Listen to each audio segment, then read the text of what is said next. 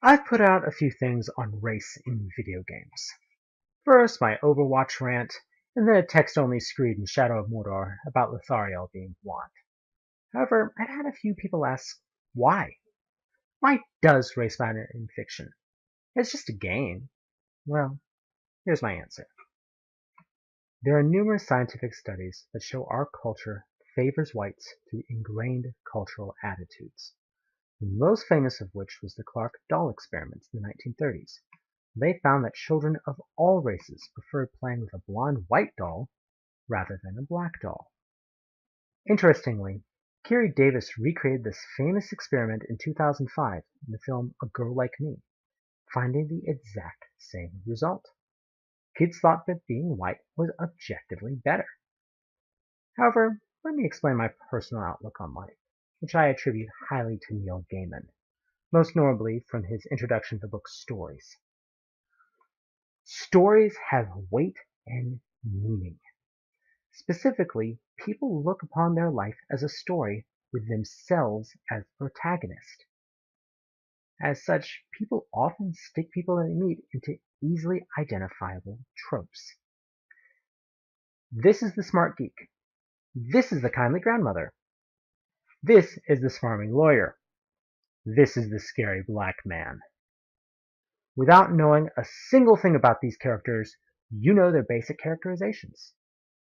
This is actually amplified by something called Enclothed Cognition. Enclothed Cognition is where people act how they are dressed. Hand people a doctor's coat, and they will act smarter. Give them boots, and they will work harder. I personally note I have a swagger when wearing steel toes I don't have normally. However, this works the other way too. People dress the part of their character. An engineer will stuff his pockets with pins to give an air of credibility. A priest will wear a Roman collar for identification and respect. They will then act more like their trope because of their dress. In short, people play the part and they dress for the part they want to play. All the world is a stage is a quite literal statement. Look around your office, school, whatever, and actually consider how you think about people whom you know only casually. You'll find your thoughts almost always fall into tropes and stereotypes. Now, some of these are better than others. They are still tropes.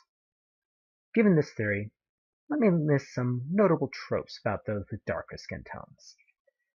African terrorists and warlords, the angry and scary black man, the bald black leader guy, the beckless friend, and the black boss lady. And do I really have to go on? Out of these, only two are unquestionably positive. Those require you to be in a leadership position. Several of these are unquestionably negative, and others, like Magical Negro and the Black Best Friend, are at best ambiguous supporting roles. Remember Lieutenant Uhura? After season 1 of Star Trek, she was ready to quit the show, but Dr. King himself asked her to stay because just by being there, people would begin to see blacks belonging and not just as the stereotypical roles. Now, let's look at games. How about the human leads of Nintendo? One Italian stereotype and 4 blondes. In the entire Smash Bros. Roster, there's not one human who's not apparently of European descent. Even the Fire Emblem Clast and Cloud barely look Asian. What about the shooters? Almost universally brown-haired white badasses from America. Now, let's look at our black video game protagonists. I look at my personal video game library. I own a single game with a black main character, Assassin's Creed Freedom Cry. Every other game I own stars a white, Asian, non-human, or customizable protagonist. These games that do star blacks typically feature a bunch of scary black men, primarily criminals. Worst of all was Prototype, which for the sequel replaced a white PhD biologist with a dumb muscle scary black man Marine sergeant, inadvertently creating one of the most anti-intellectual games in history. But that's rant for another day. On the other hand, my daughter was extremely excited when she could play Splatoon as a dark-skinned Inkling, and I look forward to when she's able to play Walking Dead and see a kindly, flawed father figure with her skin tone.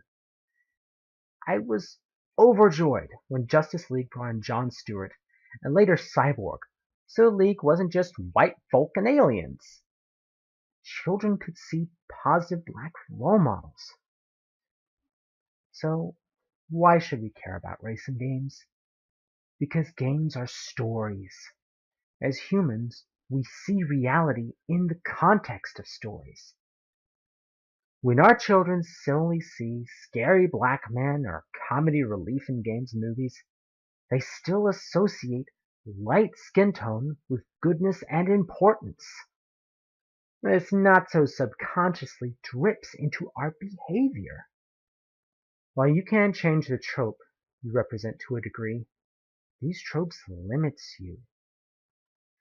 I don't want my family limited by what they are. Games matter because stories matter. And we don't want the stories of our lives to be controlled by the color of our skin. Thanks for listening, y'all, and happy MLK Day.